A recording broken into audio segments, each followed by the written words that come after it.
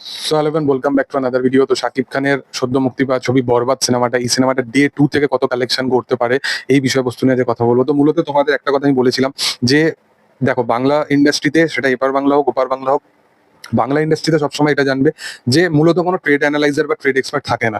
তো সেখানেতে পার্টিকুলারলি যেটা হয়ে দাঁড়ায় সেটা হচ্ছে যে আমাদের পুরোপুরি অ্যাজাম্পশন বা বুক মাই শো এইসব ফলো করে আমাদেরকে পুরোপুরি একটা পার্টিকুলার একটা কিছু একটা সেট করে, তোমাকে একটা কোনো একটা ফিগার সেট করে তোমাদের সামনে রাখা। বাট যেটা বরবাদের ক্ষেত্রে হয়েছে আর কি, বরবাদ যদি সবকিছু ঠিকঠাক থাকে, মূলত বরবাদ, তুফান এবং দরদের যে ওই যে কালেকশনটা ছিল সেটা তো বিট করেই দিয়েছে। মানে 56 কি 60-70 কোটি টাকা তো কালেকশন করেই নেবে ছবিটা। এবার তাদের অডিয়েন্স তো বলছে 100 কারোর অব্দি নিয়ে যাবে, এবার দেখার যে সেটা হয় কিনা। তবে বরবাদ যদি সবকিছু ঠিকঠাকও থাকে তো ফার্স্ট ডে 3 কোটি টাকা কালেকশন তো করবেই করবে, এবং যেটা শোনা যাচ্ছে সেটা হচ্ছে যে 4 কোটি প্লাস নাকি অলরেডি কালেকশন করে ফেলেছে। তো এই একটা মানে বড় আপডেট তো প্রথম দিনের এসেছিল। সেকেন্ড ডেতেও কিন্তু আরো বেশি অডিয়েন্স গেছে। সেকেন্ড ডেতে মর্নিং শো থেকে পুরো অডিয়েন্স উপচে পড়েছে ভিড়েতে।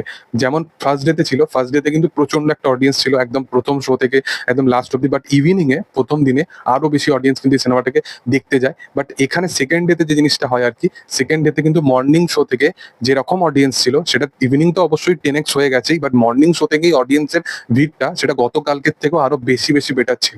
মানে যেহেতু ওয়ার্ড অফ মাউথ এত স্ট্রং ভাবে ছবিটা প্রচার হয়েছে, এবং আজকে থার্ড ডে আছে, আজকেও কিন্তু সেই জিনিসটাই করবে। মানে বরবাদ সেকেন্ড ডেতেও 3 থেকে 4 কোটি টাকা যে বক্স অফিস কালেকশনের যে রেশিওটা, সেইটাকে কিন্তু মেনটেন করে রাখবে। মানে সবকিছু ঠিকঠাক থাকলে এই ছবিটা দুদিনে তার 8 থেকে 10 কোটি টাকা মতো বক্স অফিস কালেকশন করে ফেলতে পারে। মানে ভাবো যে একটা সিনেমা যেটার বাজেটই ইটসেলফ হয়তো 15 কোটি টাকা মতো হবে, সেই কালেকশনটা তার 3 থেকে 4 দিনের মধ্যেই সে ম্যাসিভ কালেকশনটাকে তারা টাচ করে ফেলবে। তো শাকিব খানকে নিয়ে তারা কেন 15 কোটি 16 কোটি কালেকশনের বাজেটের ছবি নিয়ে আসবে না? তাহলে ভাবো যে রায়ান রাফির যে ছবিটা হবে সেটা আরো কত ম্যাসিভ ম্যাসিভ লেভেলের বাজেটের তারা নিয়ে আসতে চলেছে।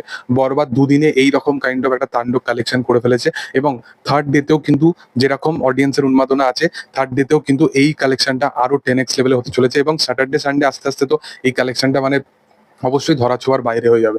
তো আমি মানে অবশ্যই এটা খুবই আনরিয়েল একটা ক্রেজ, মানে যেটা তার ফ্যান্সরা এরকম ভাবে ফেস্টিভ্যাল হিসাবে এই জিনিসটাকে তারা সেলিব্রেট করছে। দেখার এখানে কবে রিলিজ হয় এবং কবে সেই কাজটা নিয়ে দেখতে পাই। বাট তোমাদের কেমন লেগেছে? যারা যারা বরবাদ সিনেমাটা দেখেছো, এই ভিডিওটা যারা যারা দেখছো, তারা অবশ্যই কমেন্টে জানাতে পারে যে তোমাদের কি রিয়াকশন ছিল, কেমন তোমরা দেখেছো, কিরকম কি রেসপন্স, সেটা অবশ্যই তোমরা কমেন্টে জানাতে পারো। আর ভিডিও যদি ভালো লেগে থাকে অবশ্যই তোমরা লাইক শেয়ার সাবস্ক্রাইব করে দিও। Thank you.